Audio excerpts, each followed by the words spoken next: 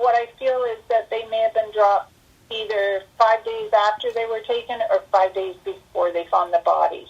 Okay, so you are getting a sense that they weren't killed the first night. Nope, they were toys for the first little while. They were toys? Yeah. So they were there for someone's pleasure. Welcome to Seeing Dead People, the mystery storytelling podcast with a clairvoyant twist. Radio Sydney presents Episode 9, Chicago's Lost Bobby Soxers. So, D'Arcy, are you game for a new twist in Seeing Dead People? I am. Well, let me tell you the setup of one of the most infamous cold cases in U.S. history, and still an open investigation, which involves the science of snow, Elvis Presley, and the contradictory views of the actual events. It's 1956. We're in Chicago, Illinois, on a cold night in that nowhere time between Christmas and the New Year. Tragically, our two victims are inseparable teenage sisters. Barbara Grimes, age 15, a high school sophomore known for her dazzling smile, and Patricia Grimes, nicknamed Petey, nearly 13, considered a livewire, and in the 7th grade. Like pretty well every other teenager at the time, the girls adored Elvis Presley. At 7:30 p.m. on December 28th, they kissed their mother Loretta goodbye and promised to be home just before midnight. The pair of Bobby Soxers excitedly hurried the 1.5 miles through the cold to the nearby Brighton Park Theatre, purchased tickets and popcorn, and settled in to see Elvis the Pelvis in his tearjerker film Love Me Tender for the 11th and 12th times. They were spotted by a school friend and appeared normal. So, D'Arcy, please have a look at photos 1 and 2 of Barbara and Patricia Grimes. They are lovely, fresh, and vibrant-looking young women. What do you think of them, and what might have happened to them? Okay, well, to start with Barbara, she has a very nice demeanor to herself. She seems very friendly, outgoing, not maybe as impish as her younger sister, but there's still that connection that says, I'm alive. And when I say that, I do not mean she's alive in the picture, because all my instincts say that both these girls are past. The other thing is, when I got up this morning, I was humming the Going to the Chapel. That's what it is, I believe, for Elvis Presley. Yep. So obviously there's a connection, like you said, to Elvis Presley. And I just feel that these girls, so much life, and then there's the feeling of loss. Oh, okay. And what about Patricia? Well, Patricia, like I said, to me she's a bit of an imp, okay, and up to no good at times, but having fun in the process, very devoted to her older sister, and vice versa. They're both very friendly girls. Okay, well, when her beloved children weren't home by midnight, their worried mom Loretta sent an older brother and sister to the bus stop. The teens waited in the cold, dark air, while a trio of buses rolled by without stopping, before trudging back to break the bad news to their mum. Her girls didn't come home. After fruitless calls to other parents, finally a frantic Loretta Grimes called the Chicago police at 2:15 a.m. on December 29, 1956. Unfortunately, Loretta was no stranger to emotional heartache. She and her husband Joseph had divorced in 1951, and their oldest daughter died of illness just 3 years later. Now, 2 of her remaining children, Barbara and Patricia, had disappeared without a trace. Her panicked call launched the largest missing persons investigation in Chicago history, beginning with an immediate door-to-door search of the city, the distribution of thousands of flyers, offers of rewards, and the creation of a task force. 2 excruciating weeks ticked by without any concrete news. But tips poured in. The pair had run away. They were hiding out with boyfriends. They were kidnapped. They were headed to Memphis to see Elvis. And then the crazies really took center stage, with one man claiming he saw them dead in a dream, and another, a deranged mental patient, sent 3 fake ransom notes. Poor Loretta received so many phone calls, some consoling, but many others rebuking her for letting her girls stay out so late. In desperation, Loretta even went live on radio, begging for their captor to let her girls call home.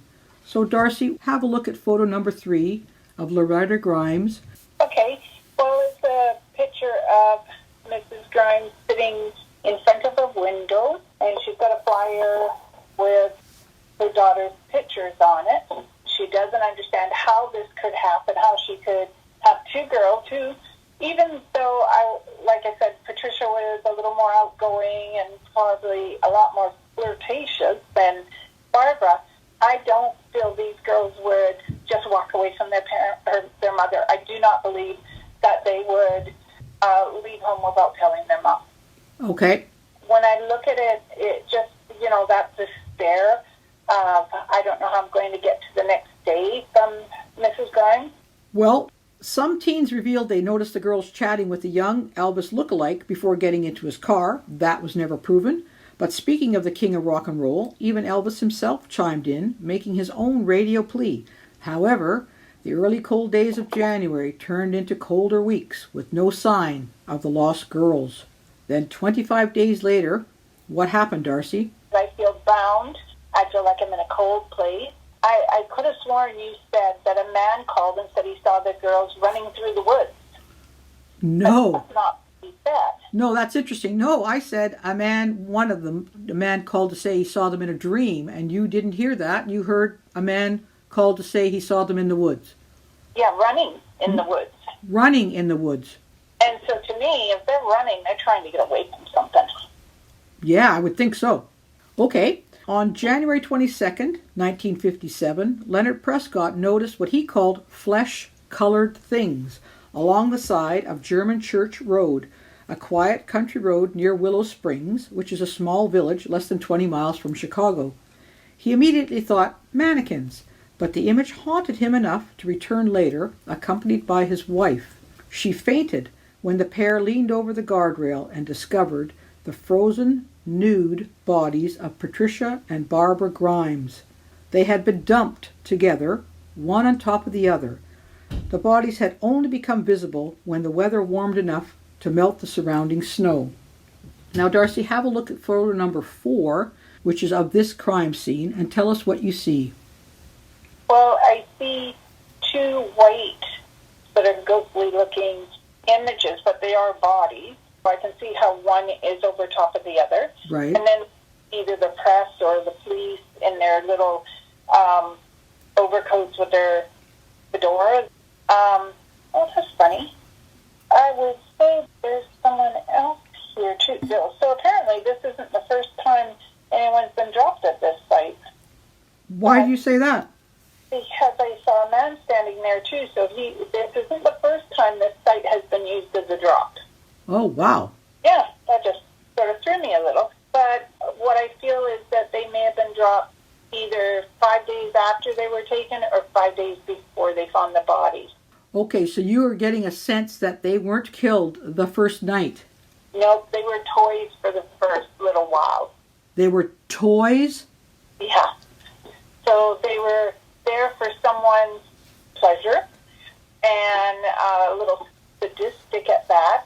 But the other thing is, because I keep seeing a house, it's like a house rough cabin, it makes me feel that they were held for a little bit first. But they were cold. Like, they were cold before they died. Oh. I think the cold is what killed them, or maybe it is, but I think trauma killed them as well. Okay. Well, if you look at that scene, you'll see it's a pandemonium, right? You can just get a sense of the crush of people along that guardrail. Hours later, their father, Joseph, arrived via police escort and identified his two girls while they lay sprawled naked on the side of the road. A haphazard search of the area commenced. It resulted in no evidence, and in fact probably destroyed whatever evidence there might have been, and its organizers were later roundly criticized for acting unprofessionally. Now I've got another photo of Patricia I'd like you to look at, D'Arcy, in photo number 5. Well, when I look at her, I still see the same thing, the impish person, and I just feel like she had a lot of life inside of her, and she had no problem living it. Oh, okay.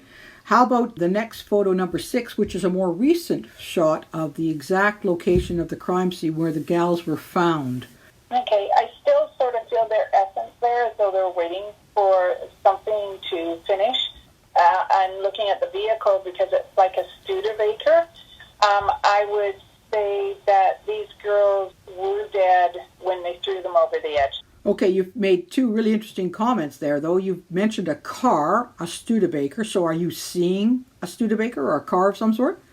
To me, it's a Studebaker. It's one of the older cars, probably built in 1954. I get an EK, and I'm not too sure. I think that might be part of the license plate. I get a 9 and a 4, but I don't know what else to do with it. Okay, but then that's amazing. But then you also mentioned they threw them over. You're seeing two individuals?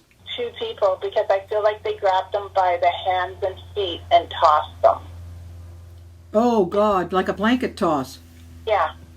Okay, well, it's, when I think about it myself and I'm looking at it, a dead body's a pretty difficult, unwieldy item to carry, so it would be much easier to do that with two people. And the guardrail, it's actually fairly high. It's not as easy to just drag them along the road and stick them there. You have to get over the guardrail. And unfortunately, the way they seem to be placed looks like they literally were flung over and just landed that way.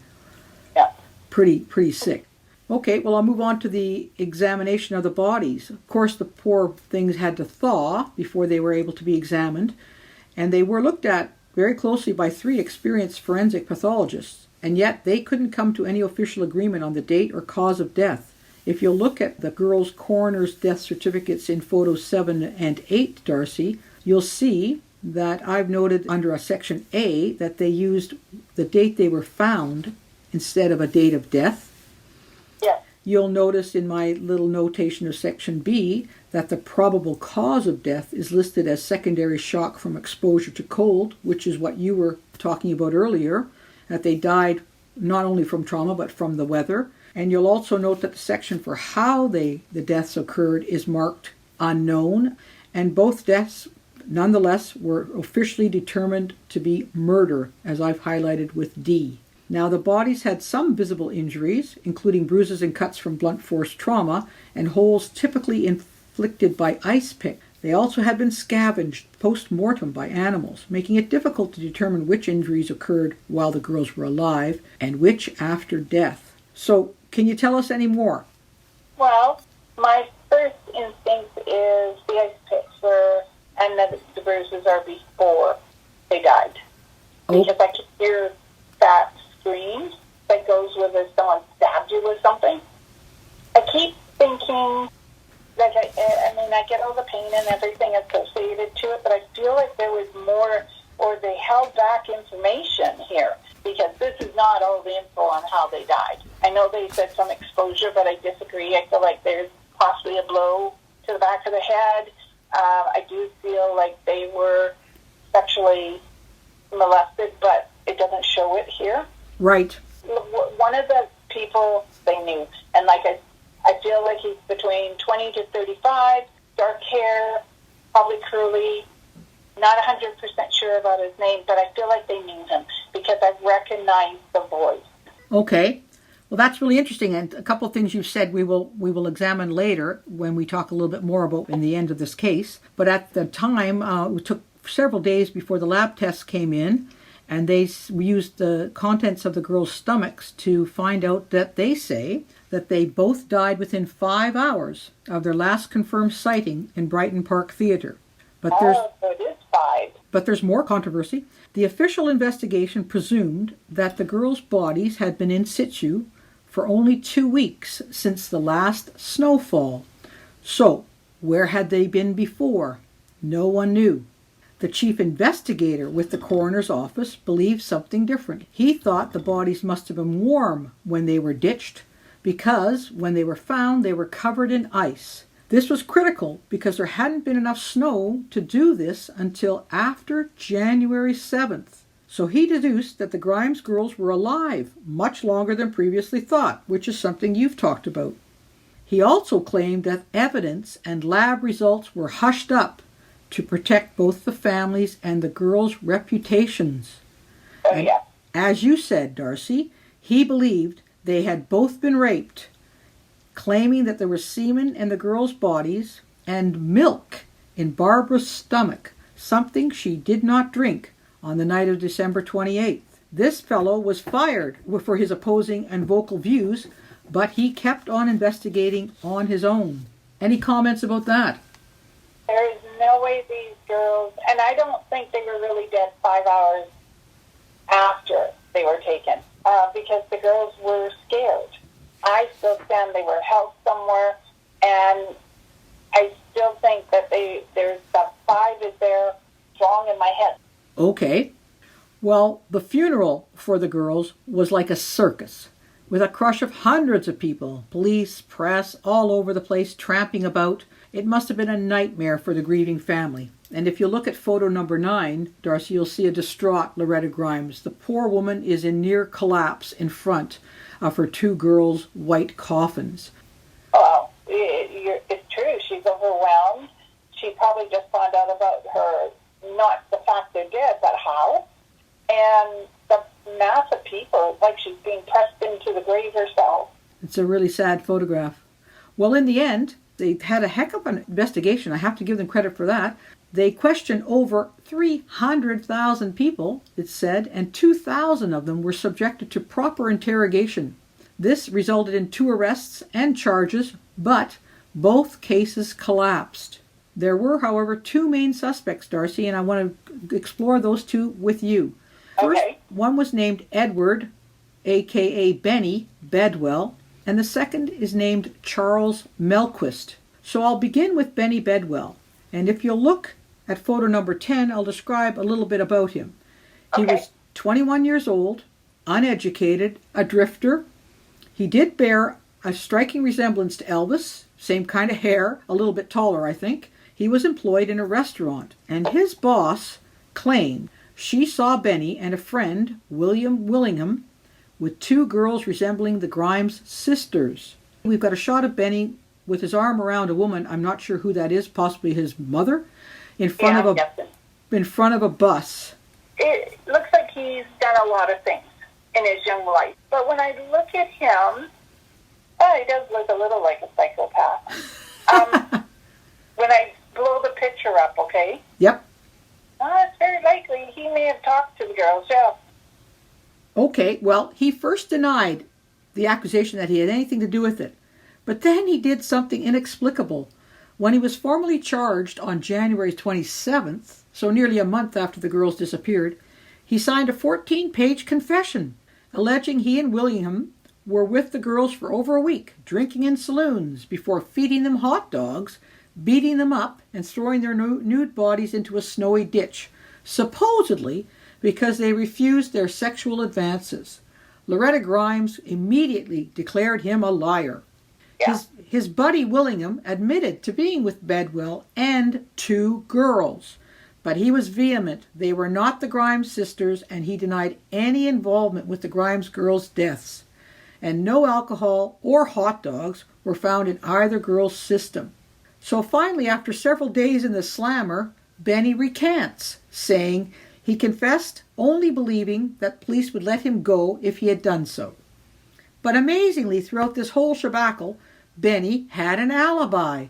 He had clocked into work in a nearby town on the 28th of December, a little after 4 p.m., and was there until 12:30 the next morning. So why on earth, D'Arcy, would he confess?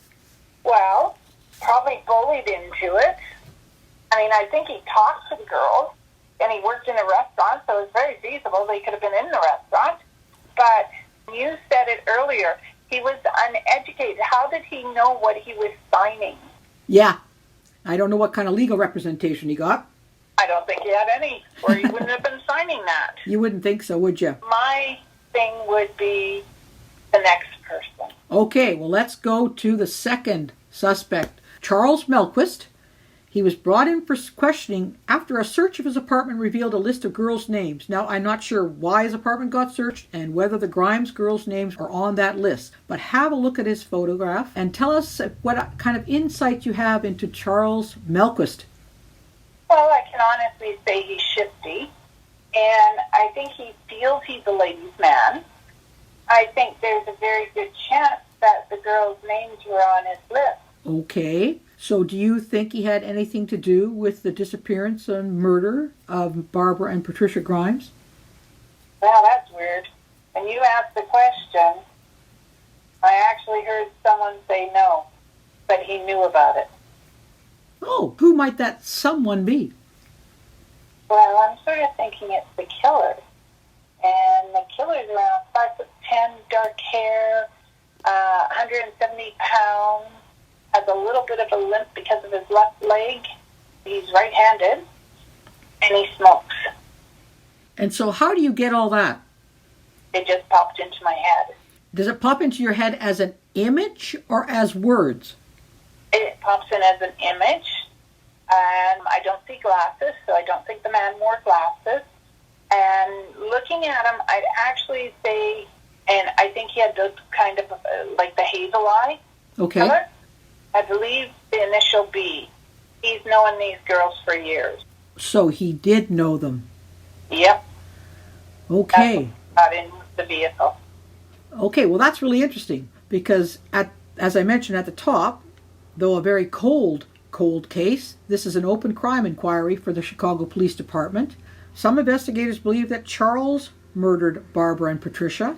He was released in the inquiry, but a year or so later, he was convicted of slaying another girl, 15-year-old Bonnie Lee Scott, whose naked body was discovered in the woods not far from where the Grimes girls were found. Oh, so it was another dump site. Of another girl, it looks like, nearby anyway, not exactly there, but in the woods. Yeah. At that time and now, the coincidences appeared a bit too much for many people, and they still believe Charles Melquist is the main key suspect. And in fact, rumor has it that someone phoned Loretta Grimes and bragged to her about getting away with murdering her girls and Bonnie Scott, but this information was never published or proved. Okay, like I said, I still think he has something to do with it, but there's another man here. Okay, well, we have no information about that other man. The investigation into the death of these two young gals slid into the cold case category, and Loretta Grimes begged the Chicago detectives to keep on working and I'll keep on praying, she said. And sadly, she died in 1989, never knowing what happened to her two precious daughters. Still, quite a strong amount of public interest involved in finding justice for these teenagers. However, interestingly enough for us at Seeing Dead People, there's also a haunted ghost car element to this true crime drama. So witnesses walking along the quiet German church country road claim they've heard the sounds of an approaching car, and then those sounds change to that of a car slowing down, and then stopping right near where the Grimes bodies were found. This is followed by an odd creak, imagined possibly to be the opening of a trunk, then a pair of heavy thuds as though something is being unloaded and dropped onto the roadside. Then the apparition experience ends with the sounds of a vehicle speeding off. Wow. Any comments on that? Well, because I just see the vehicle, I would have loved if they could have said it was a Studebaker.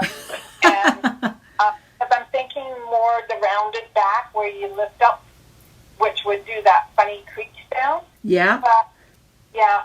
I would say that I have no doubt that what they're experiencing is what happened the dump of Barbara and Patricia. Wow. And you feel that we've not nailed at all or even identified who the true murderer is? No. I still think because Charlie really pulled my attention over the two of them. Okay? So it wouldn't surprise me that he's part of this because I do believe he's part of their death. What about the murderer? Got to stick with somehow it's a friend of the family or it's connected to the family. There is a possibility he could still be alive. What else can you tell us about him? Has he done this before? Did he do it again? Well, I don't think that this is his first experience. So, yeah, I would have said he did it again and he did it before that. Normally, he only picks one person. And that's why it's quite interesting that he picked two. And you think that's possibly because he was attracted to Patricia and Barbara wouldn't let her go without her? And I still feel like there were two men. At the end of the day, there's two people involved in their death and disposal. Wow. Okay, that's interesting. Well, that's the end of our analysis of the murders of Patricia and Barbara Grimes. Thanks, D'Arcy. Well, you're welcome.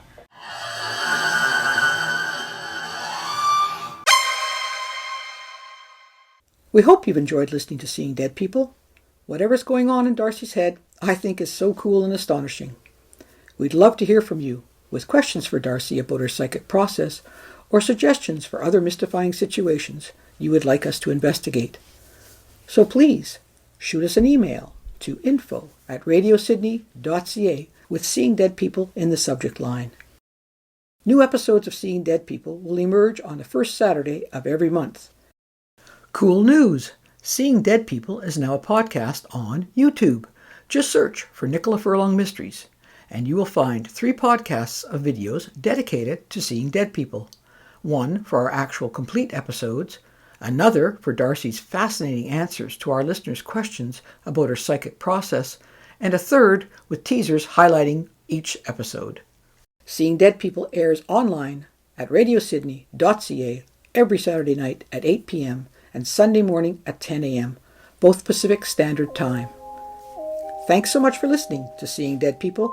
I really dig researching, writing, and communicating with D'Arcy and her otherworldly contacts. So until the next time, remember, Seeing Dead People is a blast, with goosebumps guaranteed.